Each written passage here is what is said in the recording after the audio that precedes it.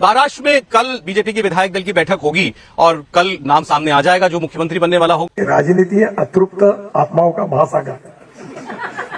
तो लोग हंसने लगे। तो मैंने बोला यहाँ हर आदमी दुखी है, क्योंकि जो कारपोरेटर बनता है वो इसलिए दुखी है कि उसको एमएलए का चांस नहीं मिला। एमएलए इसलिए दुखी है कि उसको मंत्री मंडल में समावेश नहीं हुआ, और जो मंत्री बना वो इसलिए दुखी है कि उसको अच्छा डिपार्टमेंट नहीं मिला, और बाद में वो इसलिए दुखी है कि वो मुख्यमंत्री नहीं बना, और मुख्यमंत्री इसलिए टेंशन में है कि हाईकमांड कब रखेगी और कब निकालेगी इसका भरोसा नहीं है। तो एक बात तो सच है कि full of problems is a big challenge, और उन प्रॉब्लम्स को फेस करके जो आगे जाना है that is art of living. नई नई थ्योरी बेचने में जुटा हुआ भाई, अलग अलग कहानियां चल रही हैं इनकी। कोई कह रहा है कि शिंदे खेला कर देंगे, कोई कह रहा है कि उद्धव और शिंदे अब मिल जाने वाले हैं, कोई कह रहा है कि शिंदे पवार इंडी के साथ जाकर सरकार बना लेंगे। मतलब एकनाथ शिंदे अजीत पवार सब कहेंगे महायुति छोड़ो, और वो चले जाएंगे इंडी अलायंस के साथ, महाविकास आघाड़ी के साथ, और सरकार बनेगी। मतलब जिसके मन में जो स्टोरी आ रही है वो बनाया जा रहा है, फैलाया जा रहा है, जिसका कोई मतलब भी नहीं। कोई ये नहीं देख रहा कि प्रधानमंत्री नरेंद्र मोदी महाराष्ट्र का कोई लोड भी नहीं ले रहे भाई, वो तो रिलैक्स मोड में है, आराम से पिक्चर देख रहे हैं। आज नरेंद्र मोदी संसद में साबरमती रिपोर्ट जो फिल्म आई थी अभी गुजरात में जो हुआ था, गोधरा के दंगों से पहले ट्रेन में कैसे हिंदुओं को जलाया गया था, उस पर जो फिल्म आई थी साबरमती रिपोर्ट, वो देखने के लिए पीएम गए हुए थे। अगर महाराष्ट्र को लेकर कोई कंफ्यूजन होता, बहुमत ना होता, कहीं कोई असमंजस की स्थिति होती, कहीं कोई पेच फंस रहा होता, तो इतने रिलैक्स मोड में नरेंद्र मोदी दिख रहे होते। लेकिन यहां तो कोई कंफ्यूजन है नहीं, बहुमत भी ऐसा कि कोई खेला हो भी नहीं सकता, सब कुछ क्लियर भी है, क्योंकि महाराष्ट्र की पिक्चर की रिलीज डेट पहले ही बता दी गई है कि भाई शपथ ग्रहण जो है वो कब होना है, ये बता दिया गया। पिक्चर का हीरो कौन होगा इस पर अब जो है वो मामला करीब करीब क्लियर दिखने लगा है। सिर्फ मामला एकनाथ शिंदे को लेकर अटका है कि भाई वो हीरो बनेंगे या सपोर्टिंग कैरेक्टर रहेंगे, ये अभी तय नहीं है। और वो भी मामला बीजेपी की तरफ से अटका हुआ नहीं है, शिंदे की तरफ से अटका हुआ है भाई। बीजेपी तो अपने प्लान के हिसाब से आगे बढ़ रही है, सिर्फ शिंदे जो है वो अटक गए हैं, उनका मन मुख्यमंत्री की कुर्सी पर अटका हुआ है। शिंदे को तय करना है कि वो ऐसे ही रुके रहेंगे या बीजेपी के साथ आगे बढ़ेंगे, क्योंकि बीजेपी तो रुकने वाली है नहीं, सब कुछ प्लान के हिसाब से चल रहा है। आप खुद देखिए कि शपथ ग्रहण की तारीख 5 दिसंबर ऑलरेडी तय है। हीरो कौन होगा ये नहीं पता, मुख्यमंत्री कौन होगा ये नाम अनाउंस नहीं हुआ, लेकिन शपथ ग्रहण तो तय है कि 5 को शपथ ग्रहण होगा।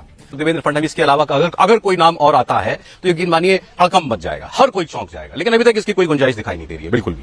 अब सवाल यह है कि महाराष्ट्र में जो कुछ में हो रहा है इसमें किसकी महत्वाकांक्षाओं की वजह से इतना लंबा यह मामला खिंच गया। एकनाथ शिंदे की महत्वाकांक्षाएं हैं, अजीत पवार भी कुछ चाहते हैं। अभी आपको हमारे सहयोगियों ने बताया कि वो 2 दिन दिल्ली में बिता रहे हैं, मिलने का समय नहीं मिला उनको अमित शाह से, लेकिन फिर भी वो उनका इंतजार कर रहे हैं। वो चंडीगढ़ में अमित शाह, लेकिन फिर भी वो दिल्ली में अभी भी इंतजार में है कि आएंगे तो उनकी मुलाकात हो जाएगी। ऐसा वो क्या चाहते हैं उनसे, तो उनकी कोई नई ख्वाहिश तो नहीं जाग गई है।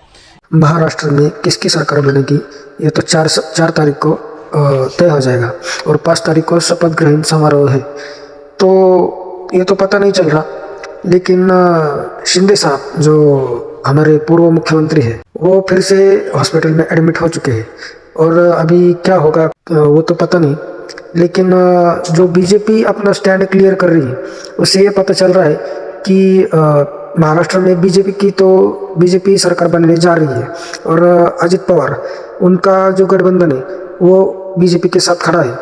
तो अभी रहा सिर्फ शिंदे जी का मामला, तो वो क्या होता है वो हमें आने वाला वक्त ही बता सकता है। मंजरी जी जय सिया राम।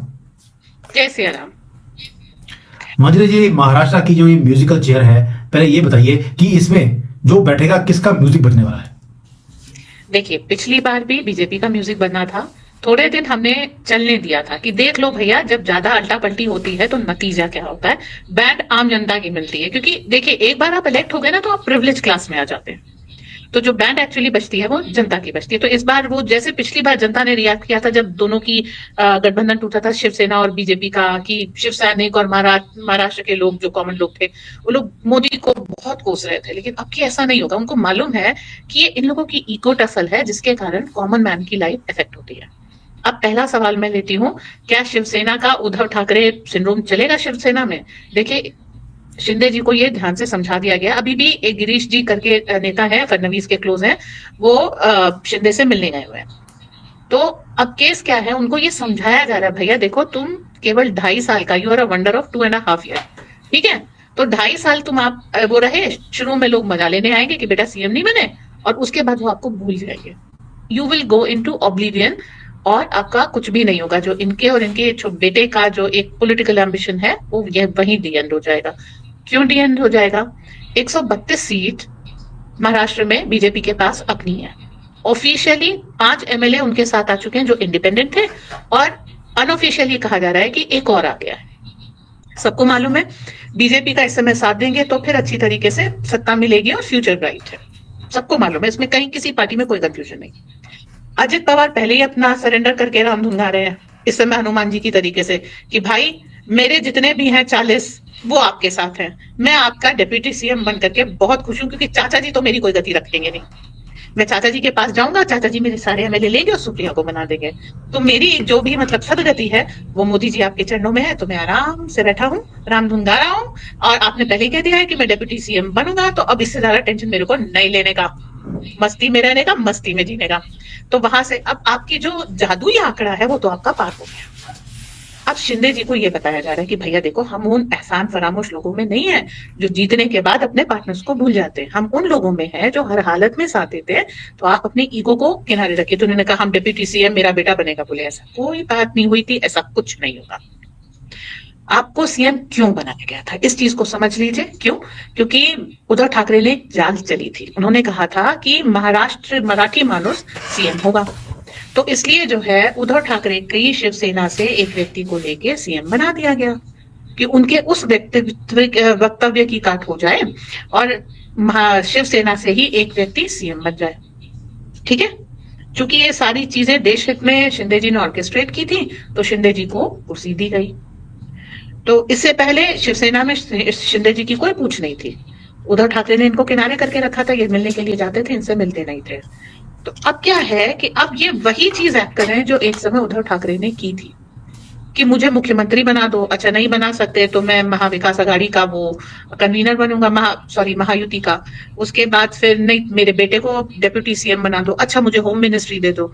तो मोदी जी इस समय बिल्कुल सिक्योर पोजीशन पे है महाराष्ट्र में। वो कह रहे हैं जो तय हुआ था भैया वो ले लो, और हम आखिरी समय तक ये कोशिश करेंगे कि तुम्हें सद्बुद्धि आ जाए, और जो तुमने जिस चीज को तय किया था चुनाव से पहले वो तुम्हारे लिए रखी है। हमको वो तुमसे लेने का कोई शौक नहीं है, लेकिन अब तुम ये सोचो कि तुम थोड़े सीटें जीत के आ गए हो तो तुम्हें कुछ ज्यादा मिल जाएगा, ये नहीं होगा। शिंदे साहब एक चीज भूल जा रहे हैं कि इनको 14 एमपी एमएलए तो बीजेपी ने लोन में दिए थे। अब आपके साथ जो उद्धव को छोड़ के आए हैं उनको मालूम है आपके साथ कोई भविष्य नहीं है, वो बीजेपी के साथ आ सकते हैं। दूसरी चीज, ये 14 तो बीजेपी के ही हैं। तीसरी चीज कि जो शिवसेना उद्धव ठाकरे में है उनको भी ये समझ में आ रहा है कि हम अगर मोदी के साथ आ जाते हैं तो करियर बना रहेगा। उद्धव ठाकरे तो खुद डूबे हैं, हमें भी ले डूबेंगे। तो हर तरह से महाराष्ट्र में आपके लिए सारे बिल्कुल एक तरीके से बिसात एकदम साफ है। मोदी जी ने बहुत स्किलफुल गेम खेला है कि शिवसेना में भी अपने बंदे लोन कर दिए, क्योंकि उनके पास वहां पर उन सीटों पे लड़ाने के लिए लोग नहीं थे। हमने अपने दिए, वो जीत के आ गए, उनकी लॉयल्टी मोदी के साथ है।